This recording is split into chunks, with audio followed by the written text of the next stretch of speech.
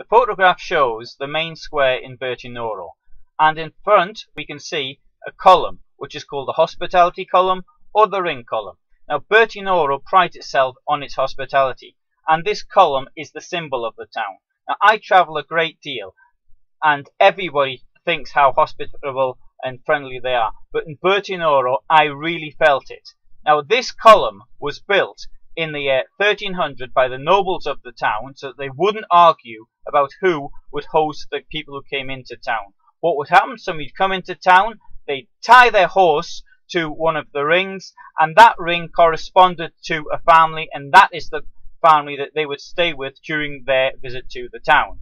Now, when I came in 2016, I didn't have a horse, but I had a camper van, and this is my story. This is Bertinoro in Emilia Romagna, and I've been here now for 6 days, and it's a great place to be, but unfortunately the weather isn't so good. This is still February, so when there's snow in other parts of Europe we can't really complain too much, but clearly I would like to have been here when there's a nice bright sun to show you more, and or maybe not more, but at least show it in a better light. But what we're going to do now is have a little walk around the village, and I'll tell you a little bit about it, starting off of course with the most important part for campers, which is the place you can leave your vehicle. There's a number of places you can leave your vehicle. I've seen 3 so far, and I suspect there's even more. This is where I've left mine, which is very close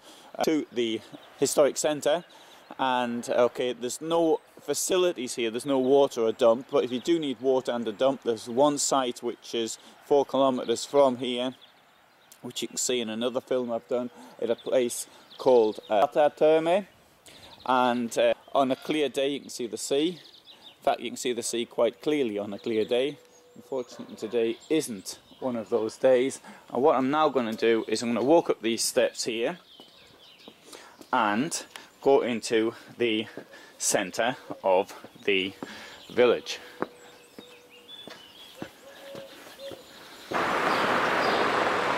Well, it's a bit of a hike up those steps, but what do you expect when you're in a hill town?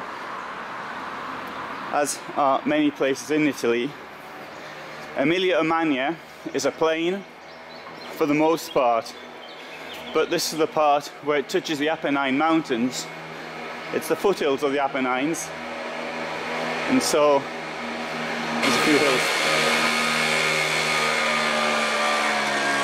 Now if you're in a van, one thing you don't want to do is to try driving the centre of any small villages, medieval ones at that, in the van. It's very easy to end up getting yourself stuck somewhere, one-way systems, and then there's an overhang, a bridge, an arch, or the road narrows, so you really want to make sure you leave your vehicle on the outskirts of the town. In any case, these places aren't that big that you're going to have difficulties walking around them.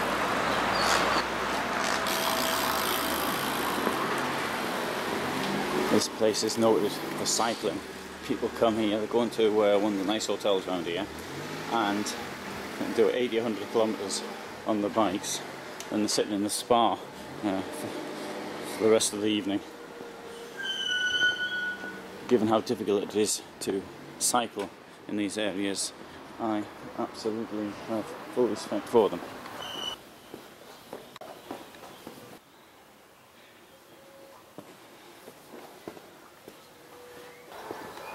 And this is the main square. On the left there's the town hall, which was formerly a residence. The town hall was built after the tower. You can see how the two were tacked on together. And here we also have a view.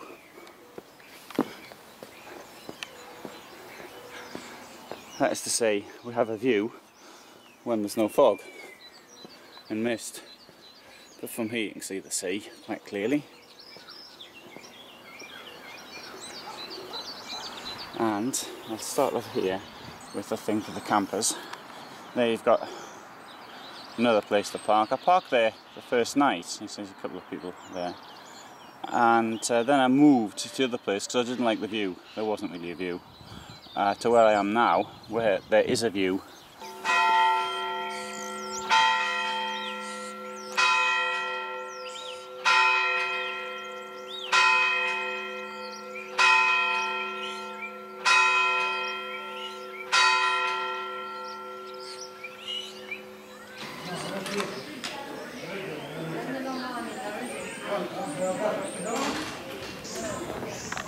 And this building here was certainly used as a synagogue as far as I can tell, but this is where a person who lives from here, who is very well known in Jewish tradition, because the Mishnah, which is a record of oral traditions, which was first written in the 3rd century CE, was actually this person here. He developed his own script for it, and in the 15th century he left Bertinoro and he went off to Jerusalem. There he formed the first yeshiva, which is a sort of a Jewish religious school, and you can see his name there written in both Hebrew and in Italian. Now, I don't speak Hebrew, but I can actually read it. Well, read the letter. I can tell you what the sound it should be, more or less. And so there we have some information about him. And the script that he used to write the Mishnah is still used today. And that is something that was really very, very well known. So within Orthodox Jewish circles, or Bertinoro, will give the immediate thought, the impression will be of this gentleman who did the script for the Mishnah.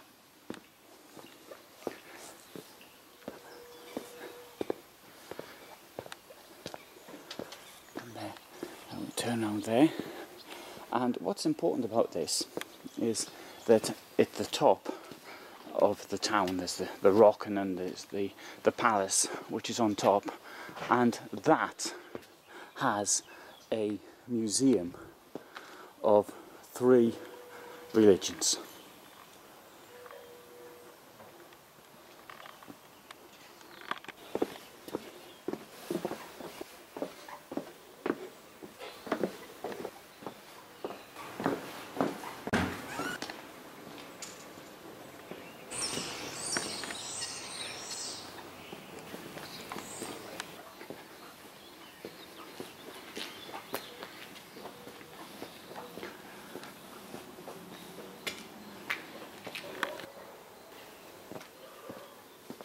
To the right there's a seminarium, but I understand that it's no longer used because the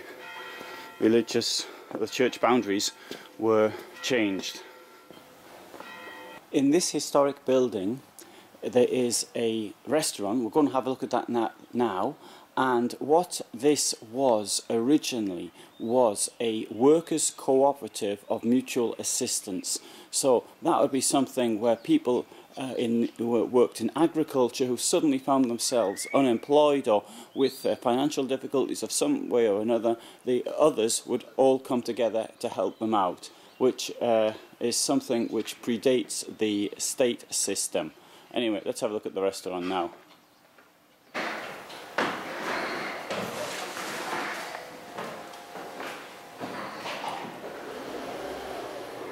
See documents from the organisation of mutual assistance for people who worked in agriculture. So here we have from 1927, for example. Then we have Garibaldi and Mazzini. It's nice of the restaurant to let me in here before it actually opens. And there we have a photograph from a meeting held on the 31st July 1927. And one thing we can see is that they're all wearing their Sunday best, and given the heat of July, it must have been quite difficult to wear a suit, in my opinion. I like this one the best, the flag. Anyway, we'll have a look at the other room now, and this room isn't quite as exciting because we see things from 1967, 1997, and here a concert which was held in the piazza in Bertinoro, which I suspect was around 20 years ago.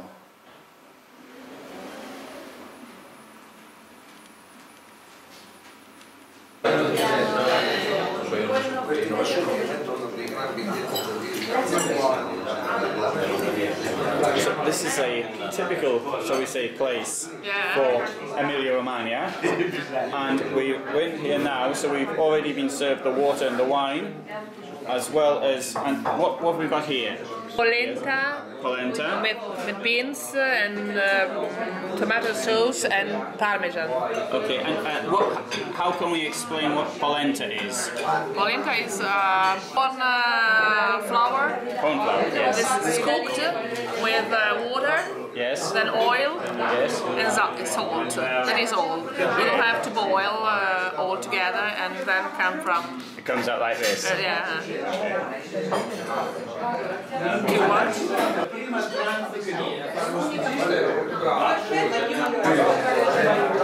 Recording.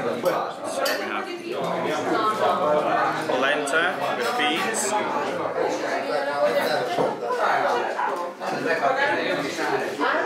I eat a lot of beans. One of the staples of my diet.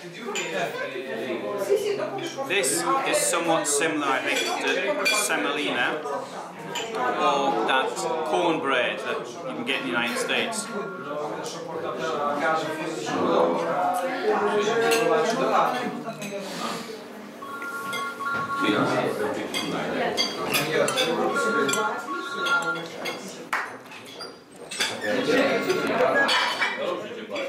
So, Ariana, what have we got here? We have typical things that we eat before pasta. Antipasto, we say, at the beginning of the lunch. Yes. The big lunch, of course. And it is salami, pancetta, and so all what, okay, and prosciutto crudo. Yep. Okay. Yes. Yeah. Then we have here fried piadina. Yes. Fried pasta. Okay. Yes. Okay. And then we have squacquerone, that is fresh cheese. Very delicious. It tastes delicious, really. With some marmalade here, because jam. Because you can eat with also with jam or okay, other fruits, sweet juice. Then we have giardiniera. That is the vegetables. They're cooked in vinegar. Yes. And then put in small container, glass container with olive oil. Yes. And then, of course, piadina. So, say artichokes in Artichokes, then mushrooms. Mushrooms, olives. Then other finocchio. I don't know how to say in English. Finocchio. I can't remember the word in English Okay. either. So different things. Some also as cabbage. Yes, it's cabbage there as well. Okay. Yes. Okay. And there's the bread. Bread. Local bread, piadina. There is.